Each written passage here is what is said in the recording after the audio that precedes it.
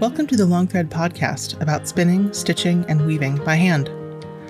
The podcast is presented by Long Thread Media, publishers of Spin-Off, Handwoven, Piecework, and Little Looms magazines. Find us online at longthreadmedia.com. This episode is sponsored by handweaving.net, the comprehensive weaving website with more than 75,000 historic and modern weaving drafts, documents, and powerful digital tools that put creativity in your hands. Now it's simple to design, color, update, and save your drafts. Handweaving.net's mission is to preserve the rich heritage of handweaving and pass it down to you. Visit handweaving.net and sign up for a subscription today. This episode is sponsored by Trainway Silks. You'll find the largest variety of silk spinning fibers, silk yarn, and silk threads and ribbons at trainwaysilks.com. Choose from a rainbow of hand-dyed colors. Love natural? Their array of wild silk and silk blends provide choices beyond white. Trainway Silks, where superior quality and customer service are guaranteed. I'm your host, Long Thread Media co-founder Ann Merrow. Sincere Sheep is one of my favorite yarn and fiber companies. Brooke Sinnes works with natural dyes, carefully designed yarns, and locally sourced fiber, and I'm always drawn to her booth. We talked earlier this year at the end of a long day at a fiber festival. So, the name of your company is Sincere Sheep. Yes. Tell me about that name. Like, how did that come to be and what does it mean to you? So many years ago, before I started Sincere Sheep, I was taking primarily, at least initially, spinning classes, though it then evolved to spinning and dyeing classes at a studio in Albany, California, and from a woman by the name of Claudia Hoffberg. And she had a great group of women. Actually, at that time, it was primarily women. That would come regularly. So it was like you really got to know your fellow students. It was like a cohort that became very close. And and we would take class after class, and some of them would be weekly classes that you'd be meeting every Thursday night, and some of them were one-offs. And so we just really got to know each other. And one woman in the class, pre-CSA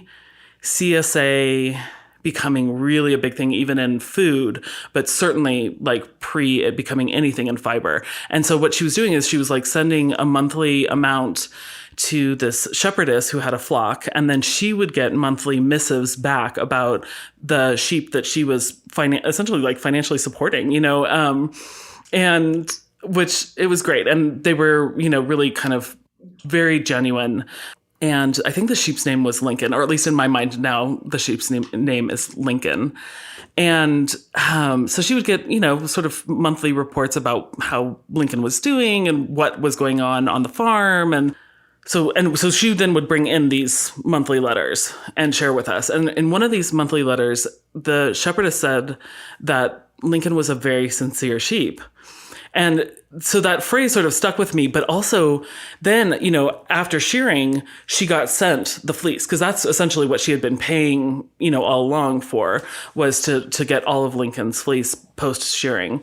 And so it was this group of women, standing around this unrolled greasy fleece that was fragrant in the way that only greasy fleeces can be. And, sort of everybody had their fingers kind of massaging and enjoying and soaking up the lanolin and kind of the whole experience of this fresh fleece that she'd gotten sent, and it unrolled. Fleeces take up 6 foot tables plus, so it had like kind of rolled off the edges, and everybody just was really enjoying it. And it was that phenomenon of people kind of remembered that phrase, and they were saying, Lincoln was indeed a sincere sheep. And it always sort of stuck with me.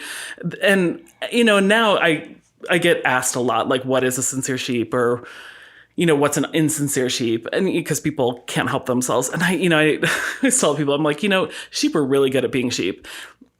And I think that it's hard for them to be insincere, to be honest. I said, maybe a wolf in sheep's clothing, that's an insincere sheep. But yeah, sheep are really good at being sheep, and we're really happy they're good at being sheep because that's what we want them to be. But yeah, so that's where it came from. But it kind of, I think it's really sweet and it's kind of silly. But it also, for some reason, it just sort of encapsulated a little bit of what I was trying to do, even, from the very beginning of having yarn and spinning fiber that were, sort of representative and very close to the farm and close to the sheep, and putting that information on the label, and then also with the natural dyes supporting all of that. And so, yeah, that's how I ended up with Sincere Sheep as a name. That's something I've noticed about your labels, is that you often, maybe it's not like a whole missive about the particular sheep, but you often tell a story of where the fiber comes from. That's been the goal all along. In the very beginning, actually, I was doing it on such a small scale that I could put the sheep's name on it. So like, it would be, fiber from Buddha. That would be the name of the sheep. And then I would also put the farm and the farm's location on it. I still do that on my spinning fiber, because those I do fiber from a single sheep. So like right now, I think my most recent one that I just got back is from a sheep named Fizz, from Peggy Agnew, and she's Red Creek Farms. And so, yeah, that very much has always been my goal, is to like give people as much of that sort of transparency as possible. And so like on my website too, I have information about where the yarn was spun. There's information always about the farm or ranch name and the location of that farm or ranch. You're also choosing yarns and blends from a wide variety of different, I guess I would say sheep first, but, sheep, alpacas, all sorts of things like that. And you sort of pull it all together. How do you think about that? So besides being a knitter, I'm also a spinner, and I weave too, and crochet a little bit. But so I'm always considering it from those perspectives, sort of the end user. And so I was introduced to Cormo wool when I was learning how to spin, actually. And it wasn't super popular then, and it wasn't very well known, but I just really loved the hand of it. I felt like, in terms of softness, it is pretty comparable to, merino, but it just has this sort of buttery, velvety quality to it, and a lot of elasticity, a lot of body. And I just really enjoyed it as a hand spinner. And so I wanted to translate that and give that experience to my customers. And so as a knitter or a crocheter, or even to weave with it, you could have that experience. And so I try to pick sheep breeds in particular, and then, do blends that are interesting and really enjoyable for my customers. And also, like, I am thinking about longevity. So going back to like the Cormo, we could have that spun with a lot less twist, and it would feel softer. Like, you would really get to feel how soft that wool is. But the reality is it would not hold up as well. And so we put a little bit more twist in both the single and the ply twist in order to make sure that it lasts longer. It's going to hold up to abrasion better than it would if it was a lower twist yarn. So even though you sacrifice a little bit on the softness, to me, it's worth it for the longevity, because it is still soft, and it's still next to the skin soft for most people. And it's still really enjoyable to knit or crochet or even weave with. I mean, obviously you have to take the elasticity into account, but the final product is really delicious, so I'm always looking at it from that perspective and trying to like bring in my experience as a spinner, as a hand spinner, into like when I'm creating and looking for yarns, like what would I want, and what's interesting, and what's available to hand spinners that's not generally available to knitters. One of the things I notice in your booth, but also walking around, there's this series of tote bags that have really distinctive illustrations of sheep on them, and all sorts of different varieties. Have you noticed that more knitters and consumers are interested in individual breeds of sheep? For sure. It was really obvious this year, getting back to shows. I had a lot of people specifically say to me that they were interested in non-superwash yarns. So that's obviously more generic than breed specific. But, for people even to be making that distinction is pretty notable. And then I would say, yes, that there is, it's not just this year, but over the past few years, there has been that there has been an increased interest and just recognition that there's more than merino out there. But I still get questions about like, oh, what does Cormo mean? What is Rambouillet? Like, that people don't always recognize what those are. So there's still, a lot of opportunities for education out there, and people are excited to learn. And I've bought through your website, but I also know that coming to see you at shows and festivals is a place where people not only learn a lot about the fiber, but also get that sort of immersion in your booth. Yeah, I mean, I love to teach, and so that doesn't stop when I'm outside of the classroom. We're all a community, and we all benefit from knowing more, and it's really exciting to get to share that information with other people. So speaking of community and bringing different fiber properties together, I'm actually knitting a sweater right now out of something called Coastal, which is a yarn that you and Jean DeCoster of Elemental Effects developed. Yep. How did you guys come together to develop a yarn? Well, so we've known each other for a really long time because she started her business like kind of at the same time as I did. And she also is breed specific, that is her focus. Her focus has always been domestically sourced and spun. And so we decided to make the Cormo yarns together. And part of that is because in terms of manufacturing, we can leverage, a improved like price point by going in together and having this yarn custom made for us. And so she uses synthetic dyes and I use natural dyes. And so we look at it as, a collaboration that works for us in terms of that we can buy together and support each other, but also, our customers get this increased range of colors. Like the color palette is like, double the size because there's two of us using it, but with very different dyes and dye techniques. She sometimes designs, but we also have different relationships with different designers. And so that has generated more patterns for that yarn. And so we feel like it really, sort of benefits everybody that we work together. But then we have been talking almost 10 years about wanting to do a blend, a cellulose wool blend, or a cellulose wool and silk blend. And some of it was because we both live in California and she lives down in Southern California. So it makes sense in terms of a yarn that's going to make garments that we can wear year round. So it was kind of driven by the fact that we live on the West Coast and we live in a warmer climate. And then she also is a hand spinner. And so her process is to quite literally measure out if it's going to be this percentage of wool and this percentage, if she's adding silk, like weighing it out, putting it through the drum carder or hand carding, and then spinning up samples. And so for her, that's really the way that she just processes all of it. And so yeah, it was like on our wish list. It's something we talked a lot about. We were able to come up with this blend and be able to start dyeing it. So it was sort of this confluence of, finally, we just had sort of the right partner in the mill. And it's Meridian Mill in South Carolina. I'm not sure if you're familiar with them, but and so they had the ability to like buy the different fibers and buy it in the quantity that we needed. And that kind of alleviated, because the sourcing was actually, to be honest, that was like what was tripping us up, and it's great. It's I think it's a really nice addition because it's still, we're using 50% what's called Shiniko wool, which sounds like it's own sheep breed, but it's not. It's a company, but they are buying fine wool, primarily wool from Merino and Rambouillet sheep from like Oregon, Idaho area. And they have really high standards for their producers, their wool producers. And so both ethically in terms of how the sheep are treated and how they're shorn, and also in terms of environmentally, like how the sheep are raised and how the ranches are managed. And so that really fits into our sort of ethos. And so like being able to use that as the wool base, and then they were able to source the linen and silk for us. So yeah, that's kind of how it all worked out and made it possible, because creating a new yarn, it's not easy, and having a bunch of it milled, it's expensive. So yeah, that was like sort of the missing key for that specific yarn to actually come into existence. I was curious about that. I sort of understand how you would, as a spinner, design a yarn, but when you take that to a mill, it's not like they're going to just run off a skein for you. What is that process like?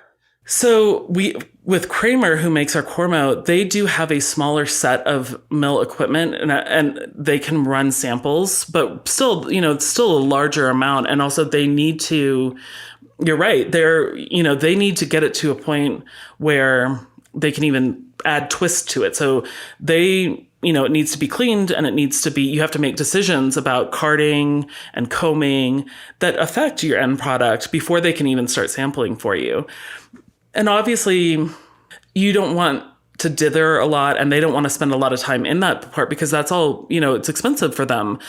So what's nice in working with Jean is that conceptually I can say, okay, I think that this is going to be a good product and this is what I think, kind of the target should be. And then the fact that she's willing to sit down and spin samples, like for her, that's her process, is actually can be really helpful, because what then she does is she goes and she sends those samples to the mill. So, and I think that helps cut down on a little bit of them doing samples, but also, they can see what you're looking for instead of just talking numbers. Because, unfortunately, a lot of the people who own mills, especially the larger mills, they're not hand knitters or even weavers and not hand spinners. So they have this incredible technical knowledge, but it's very separate from us as the end users. And so trying to figure out a way to bridge that gap and talk to them in a way that they understand and that you understand, and you reduce the friction and the frustration, becomes really key to getting an outcome that works for both of you.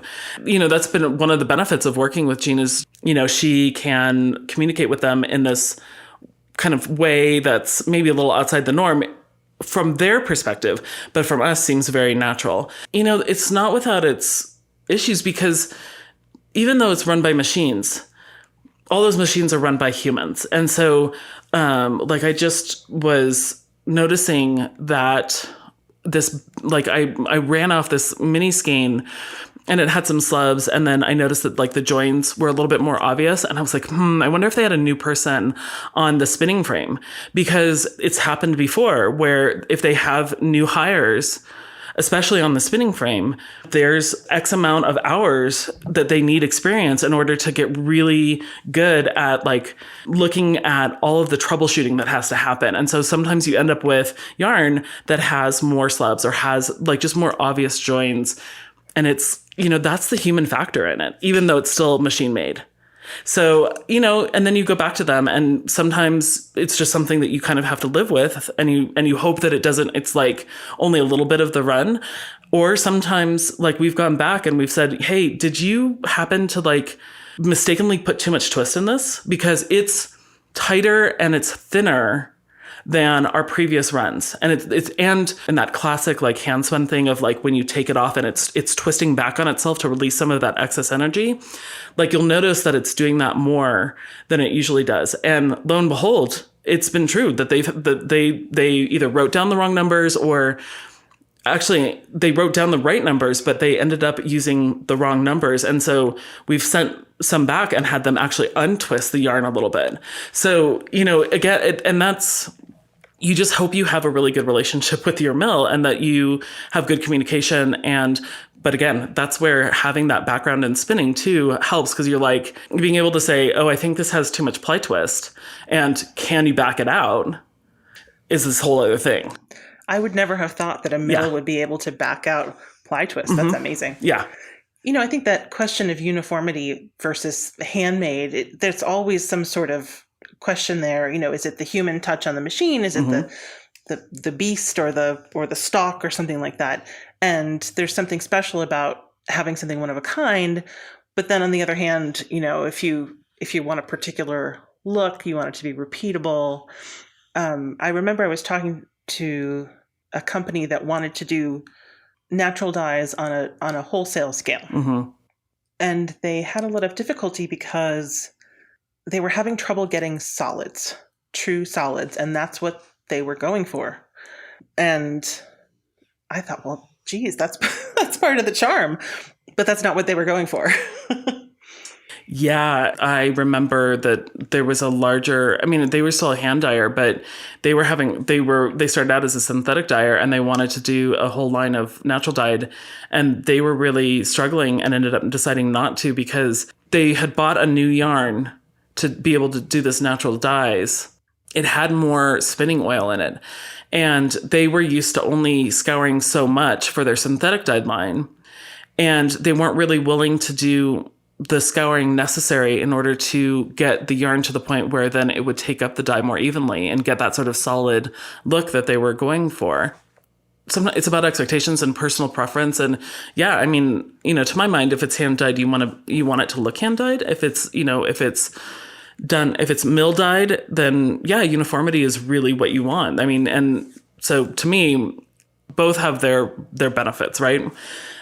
There's so many points at which you can have something happen that then can, throw off your process. And for certain companies, they don't have the flexibility to be able to handle that. And it's just a no-go. So do you think that the speckle trend maybe started that way? Oh, that's a really good question. I kind of wonder if, so since I don't do synthetics, this is completely conjecture, but this is like my outside perspective looking in. The beauty of synthetics is that they are designed to be straightforward to use. That being said, there are definitely parameters that you need in order to successfully dye with synthetics. But as long as you get the pH in the right place and, you rinse any excess dye off and, sort of as long as you do those things, you could say that you have dyed successfully, but it can come out a multitude of ways. And so I think that that's, what's really has let a lot of people kind of dip their toe into yarn dyeing, even on a very small scale. Maybe because it feels very approachable, and it is very approachable. But it also means that maybe these are people who are, sort of just kind of winging it. Some dyers, pre-mix, they dissolve all of their synthetic dyes, and they do it at a certain concentration. So it's like all at a 1% concentration. So they know if they use this volume, it's going to be this amount, and so that they can kind of, maybe they're not necessarily going for repeatability from dye lot, but they at least have consistency in the depth of color or the depth of shade of the dye that they're working with. So it's like knowing, it's like a painter knowing what color to expect when they dip their paint into that paint pot. But maybe, somebody just was like, well, what happens if I put dry dye in my dye pot? What happens? The reason why I kind of think that it might be somebody with less experience is because experienced synthetic dyers typically are very aware of needing to be careful about dry synthetic dyes and the sort of health risks. They mix up their dyes first, and it's all done with a respirator on, and they make sure that then they, clean up their area afterwards so that nobody's inhaling that dye.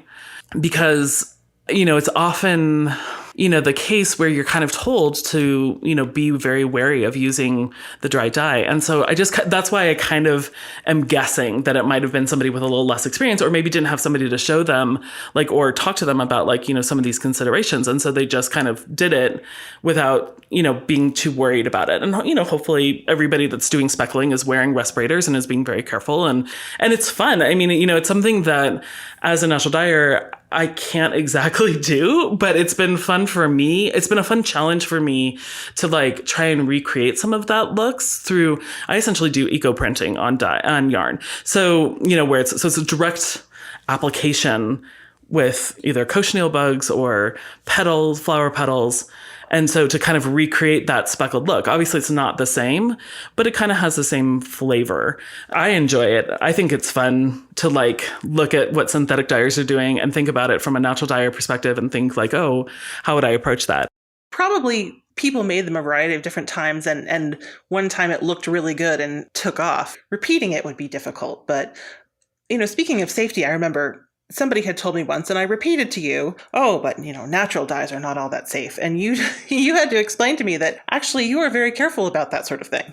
Well, and, I think we all need to be safe, right? We all need to, there are things that we know about and we know to be cautious about, and things that we don't consider so much, like a lot of our cleaning products are really can be pretty toxic. I mean, thankfully there's a lot more options on the market now. But what's interesting about natural dyes is that you know what's in them because they're kind of broken out into their components. So, I use all alum for my mordanting process. So there are metals in synthetics, and you can get the material data safety sheets and you can find out what's in them. And it's going to be in really super small quantities, potentially some of those metals that we as natural dyers kind of avoid using. But you don't necessarily know what's in your synthetic dyes because they're made in a lab.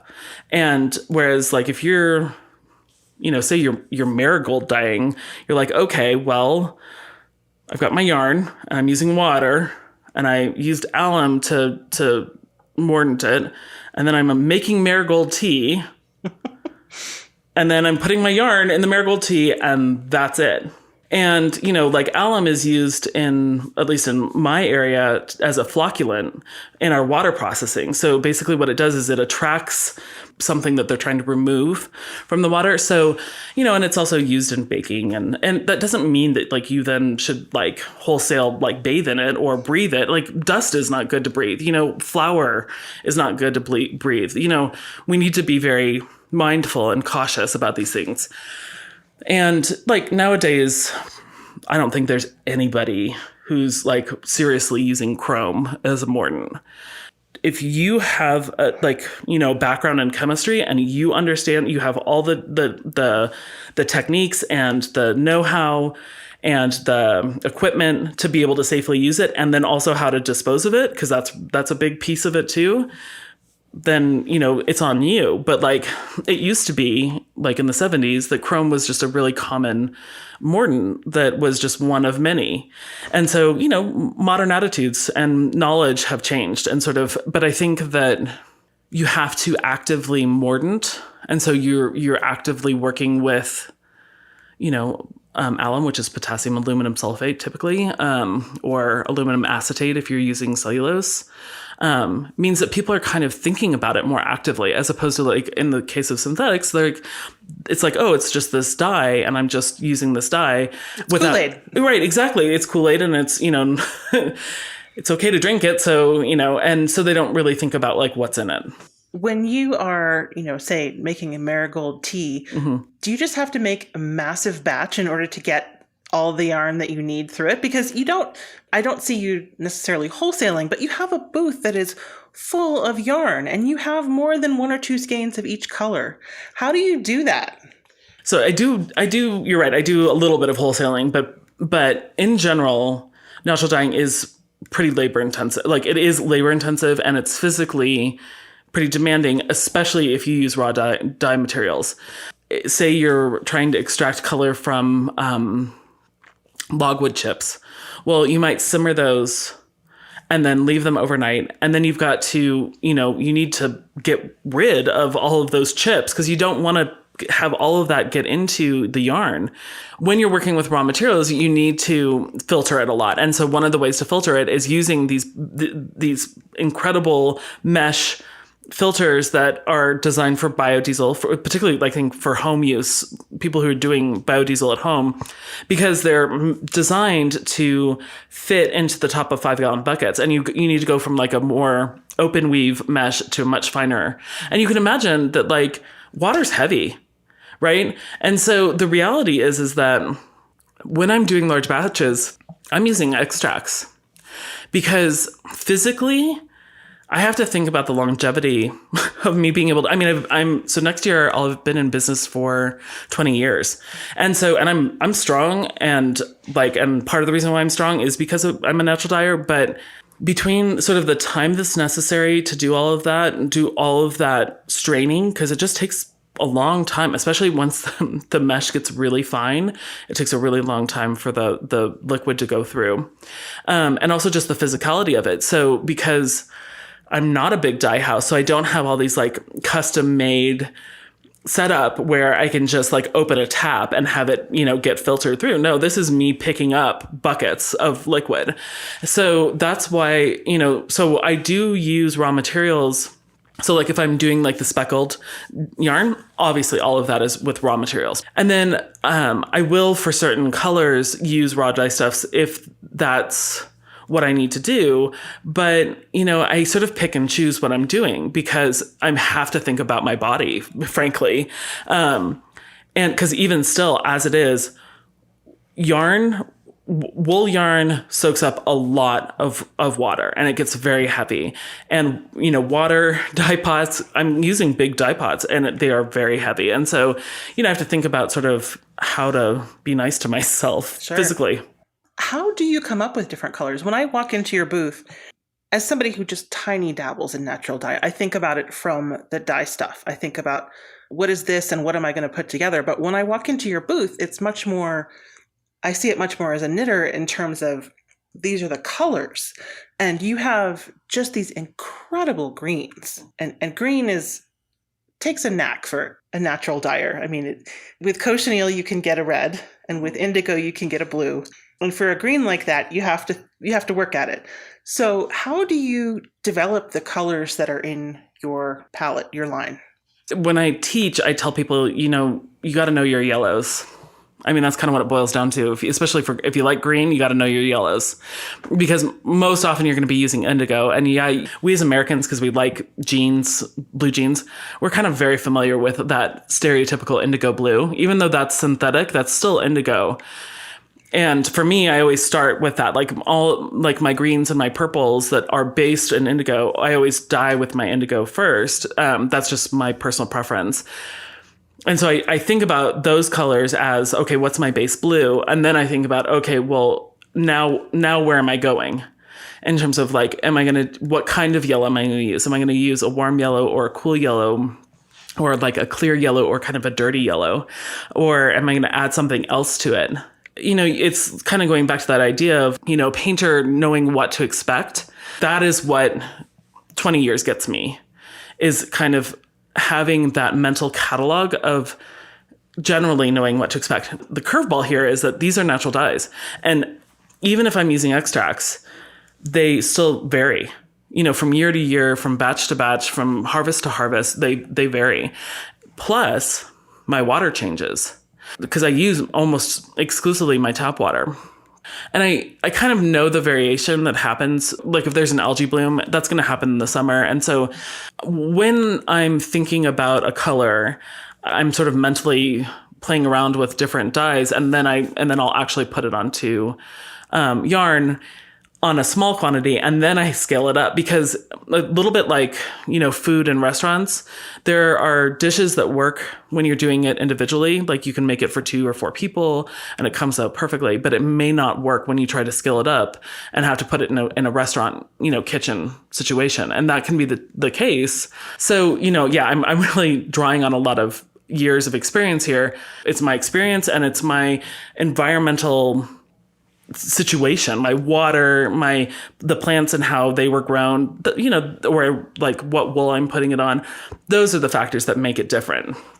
And so with synthetics, you can kind of plug and play. It's like, okay, they're kind of all, they're made so that you can dilute them, you can dissolve them and have them be at a percentage and be really consistent about it. That's what they're designed to do. And I joke that you could write profiles, like dating profiles for each dye, because they all have their own likes and dislikes. It's, some of them like an alkaline situation, some like an acid situation, or you can monkey around with that to get different colors. And so, you have to get to know all of your different dyes, because even if you know them individually, then when you go to combine them, sometimes they play well together and sometimes they don't. And so that's the other factor that you're like bringing to it. It's like, okay, so I know that you like this and you like that, but then if I put you in the pot together, will you work? And sometimes the answer is no. And so, and then you have to make a decision. It's like, well, do I want to keep going down this road? And now it's become a 2-step process where I have to dye it, first this color. And then in order to get the final color, I'm going to over dye it in this other dye, because that's the way I can achieve this color. I can't get them to play nicely in the pot together. And that, again, it's frustrating and it's complicated and it's, maybe not efficient, but it's what keeps it interesting. Now, do you just have in mind, I think I need a pink in this color, I think I need a green in this color? How do you sort of plan out what colors you're going to offer?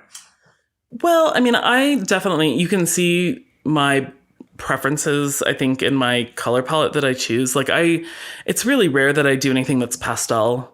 Even though in some ways it would be easier and it would be less expensive because I would be using less dye and it would probably wash out faster. But that's just not really my preference. I tend to go for medium to dark depth of shades. So like more jewel tones But, and then, green is one of my favorite colors. So I'm always monkeying around with greens. And yes, I do try to take into account other people's palettes, but I'm still always, my finger's still always in there. You know what I mean? So, but I try to push myself and look at holes. I do remember, this was quite a few years ago at this point, but I was like, there's that sort of black red that synthetic dyers can get. And I was like, I'm really interested in that color. And so black is very difficult to do with natural dyes, but it's not super easy to shade colors exactly with natural dyes and without really changing the tone, the sort of base tone of it. And so, I just remember I said this to my friend at the time, and I was like, I'm really just interested in this color that I'd like to try and kind of figure out how to do it. And then I didn't really actively work on it, with any intention. I wasn't like, oh, I'm going to sit down and I'm going to try out 5 different recipes and see how to do this. But lo and behold, basically within a few months, I had actually had that answer. I had the sort of natural dyed version of that color that I was looking for. So sometimes it's just, I look at it and I'm like, oh, I really like that color. And then sometimes I'm actively working on trying to figure out how I'm going to make that color. And sometimes it's my brain passively just sort of chugging away on it until I'm ready to actually put dye on yarn. And then it's like, oh, okay, here it is. I am very interested in color. And I think I'm always both passively and actively paying attention to the colors around me and the colors in nature. And that serves as an inspiration. I mean, natural dyes are really good. They're a great way to translate what you see. So, it really varies. And, I do clubs too. So, and those are great ways to push me outside of my envelope too, because I have to come up with new things because I'm really lucky. I have people who've been in my club for years. And so I don't want to repeat myself. And I do colors that are not my standard colors too. So I'm always kind of, trying to push myself and either do things that are not what I would necessarily pick for myself, or play around with different techniques, or both, and see what I come up with. And I'm really appreciative of that opportunity. So speaking of clubs, I mean, you have a club that's really California based. I was thinking about what you said about your water makes a difference and how you're so tied to where you live in that. You have a lot of California connections. Oh, yeah. I mean, I moved back to Berkeley in 2001, and it's been really fun to see how the, sort of fiber community has, there's always obviously been knitters and crocheters and spinners and weavers. We have, well-established guilds in the Bay Area. But in terms of fiber production and really that connection because we also have always had producers, but sort of being able to, see how the connection between the two has come back, has been really exciting. And, now we have 2 mills. We had one, which was Yola Wool Mill. And so they were existing. They predated me starting my business. That's who I started out with. And then now it was sold to Mercale, and now it's Valley Oak. But that's the same mill. So it's pretty incredible that they've managed to survive this whole time and that they've been a resource. And now we have Mendo Wool Mill, and they're up in Ukiah, and they're doing, incredible stuff. And then I use Sherry. She's in Morro Bay. She doesn't make yarn. So she's the one who makes all my roving for me. And she just does an incredible job. So, I've been around long enough and that I've gotten to know people, and people have developed their businesses also in those over the 20 years. So, and then I really have purposely tried to put my money where my mouth is and work with these mills or work with farmers or work with, even for my clubs, I call them goodies that I send in addition with the yarn. So sometimes it's, tools, notions, it could be soaps. It could be I also oftentimes will buy something ceramic pieces. So either mugs or bowls, bag makers. And so I'm trying to, and I always have a designer that I'm working with every quarter too. And so again, I just try to vote with my dollars. And because that's how our businesses survive, is that we support each other. From my perspective, like if we want to have California mills, we have to work with California mills. We can't say we want California mills and then work with mills in Peru or something like that. That doesn't work. So you can do both, but you can't just say you want one thing and then not support them financially. That just doesn't work. So yeah, I mean, I feel like I have, connections across the US, but yes, I'm very much, I'm in California. I go to shows in California. I meet farmers in California. I buy wool in California. Like I use mills in California. I use mills elsewhere too, but and so it's my home base. So natural dyes to a certain extent are always a reflection of the location. Even if your dyes are internationally sourced, which they often are, the fact that if you're using local water, you are a reflection of your local place. Where I lived before I moved to Napa, which is where I live now, I lived up in St. Helena, and I could not I had a really hard time doing indigo, and and a couple other colors because of the water there. And so, like the indigo, I still use filtered water for, even now, which is what I started doing up there. But there were even certain colors I struggled to do up there because the water was just that different. So yeah, I mean, you just can't get away from it. You're a product of your location. I was wondering about that. Do you use city water or are you on well water? I'm on city water. Okay. Which is, helpful because I think it does smooth out some of the bumps. And also like you have lower mineral content because they factor in, they're kind of trying to keep it within a certain range. And because like if you have high iron content, say, you now have a very specific palette that you can't get away from unless you go to filtered water. So yeah, it's nice that I have city water because it gives me a little bit more flexibility, frankly. Our city water often has a lot of chlorine in it. I don't know if does that make a big difference for you? Yeah, so when there's algae blooms, they up the amount of chlorine, and it can have I hate to say negative because it's not like I can't do certain things, but I would say negative because I feel like I don't get the colors that I expect. So yeah, it can. Like natural dyeing is kind of a slow process. And so sometimes you're filling up a vat and then it's sitting out and you're heating it up, and that helps to get rid of some of the chlorine too. So it's not like you're going so fast that like, you're like, oh, I'm going to fill this up with cold water and then I'm immediately doing this and I'm immediately moving on. So I think that helps mitigate a little bit of that. But yeah, and if there's a significant change, I can always tell. I don't always know what it is, but I can always tell that something happened. And I mean, I know that some areas have very acidic or more alkaline water, and if you moved, you would have to start all over. Yeah, it would change my palette to a certain extent. Darlene, I can't remember what her last name is, but Hand Jive Yarns, Darlene Hayes. Hey, you got it. Darlene Hayes, she's in my area. She moved and she had to completely change her palette for exactly that reason, because her water changed so significantly. It's definitely more of a grassroots feeling that I think a lot of us don't necessarily remember. But this idea of the fiber shed movement, mm-hmm. or, having strong regional roots, it's great to have it. And yet being from away, I'm still really glad that you have it there. And if I go to, New Mexico and I do something there, it's that sort of web of, it used to be that if you went to, say, France, you had to make sure that you got your particular hand cream there. And now they've opened up a store in Grand Central Terminal. Right. Great to get the hand cream, not special anymore. And that's the funny thing is that like textiles in general, but dyes in particular, have always been international, just way, way slower and way, way, way more expensive.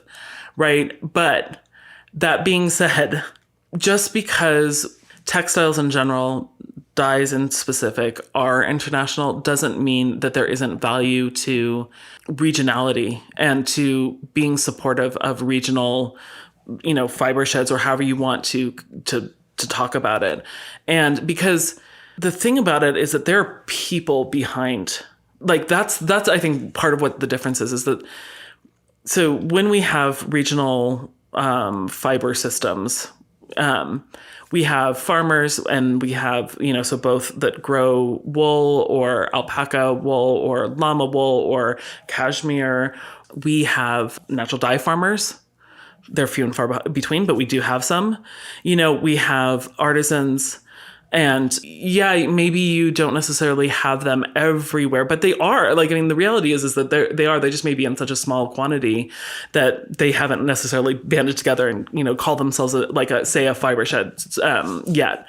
But it's of value to seek them out because, again, it kind of goes back to that whole idea of, voting with your dollars. You're supporting individuals, you're supporting people, you're supporting small businesses, you're supporting, farmers, you're supporting agriculture, people who, live in these communities and care about the land and, send their kids to school there and, just they're really invested in that community. And you have this incredible way of making a direct impact on them by purchasing from them directly, even if you're outside of their community. And that to me has value. There is no way we could go back to doing only natural dyes for all of our textiles that we currently use. So I do not want to throw any shade on synthetic, dyes, but synthetic dyes are made by big companies. They are made by companies like Bear. And so that is a big corporation. So you buy dye from them and you are buying from Bear. And again, fine. If you can buy yarn from a small producer, that single purchase, even if you feel like, well, I only bought a skein.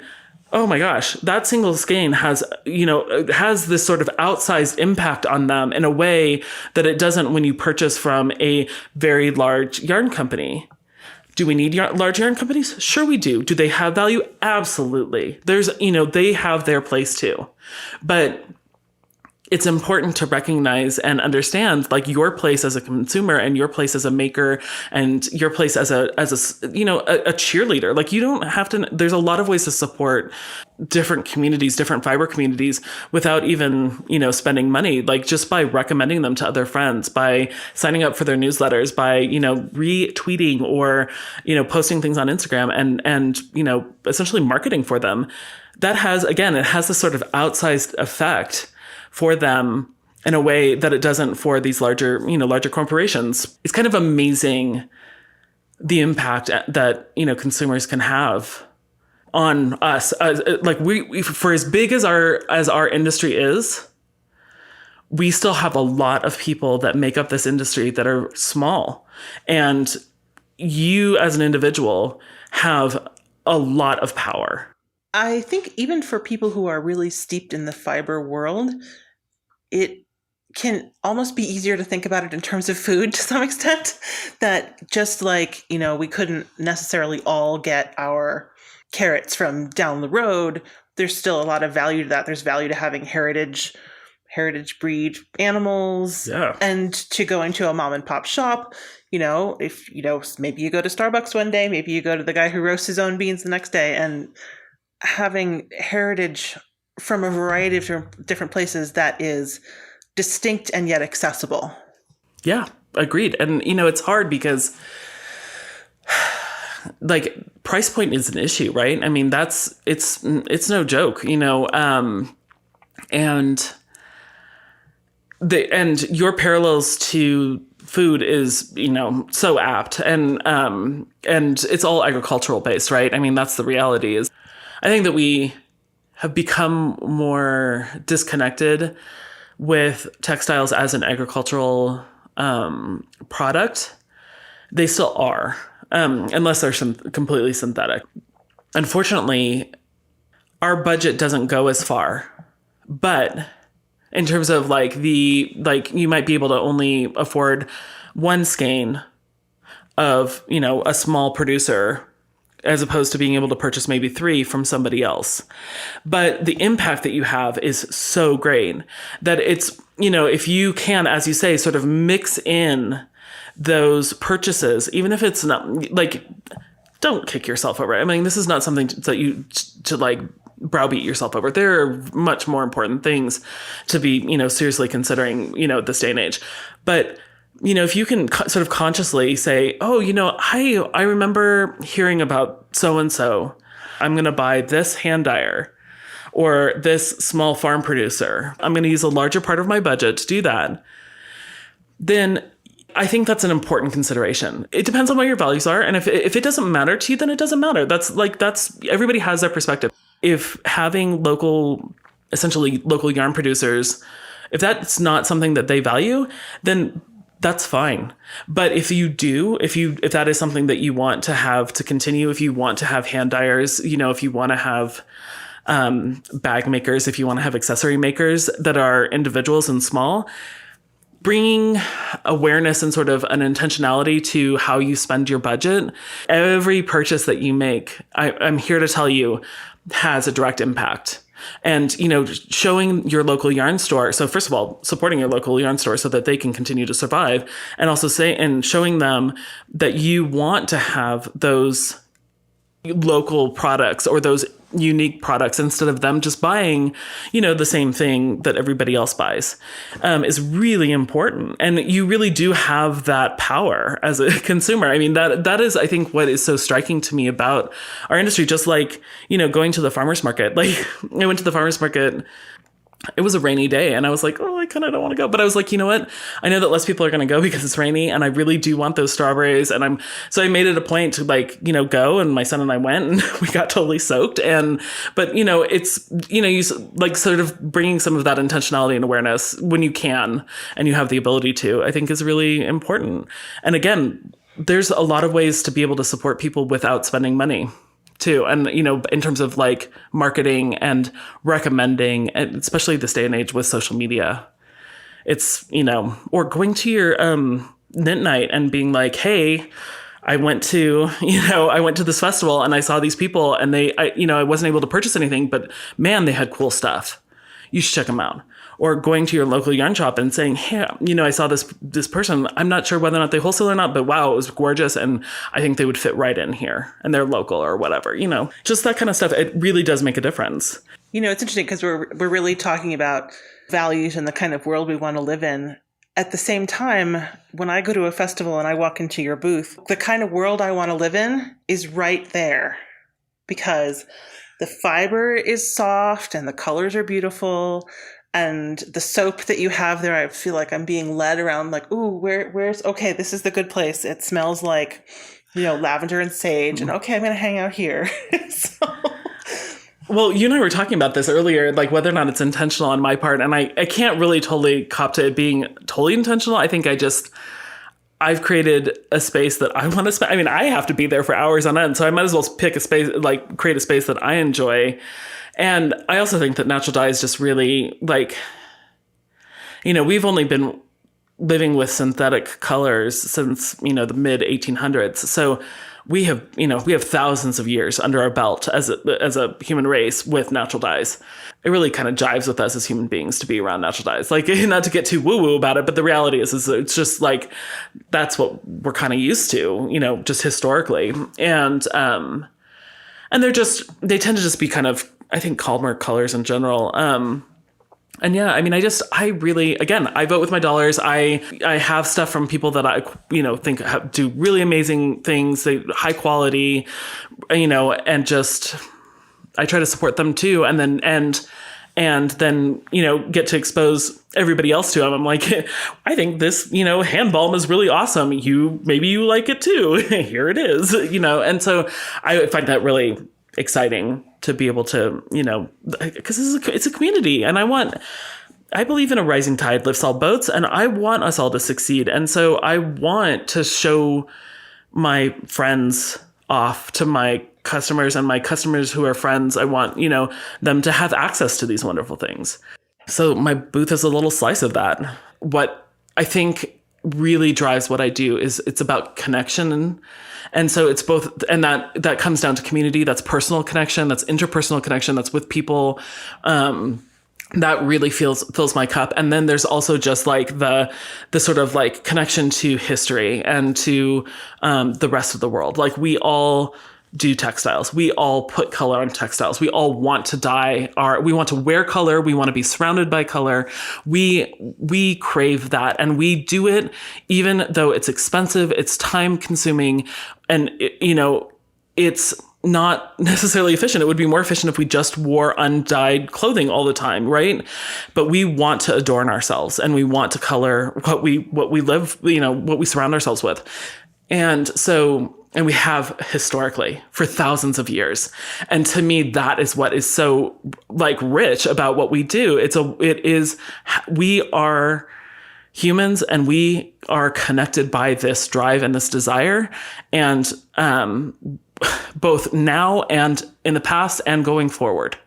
And to me, it is fascinating that like what we do, is in some ways so simple and so basic and yet so complicated, and was the genesis of things like the computer, and it's being used in like super high tech industries. What we do, I mean, that to me is super satisfying because it spans both the basic and the complicated and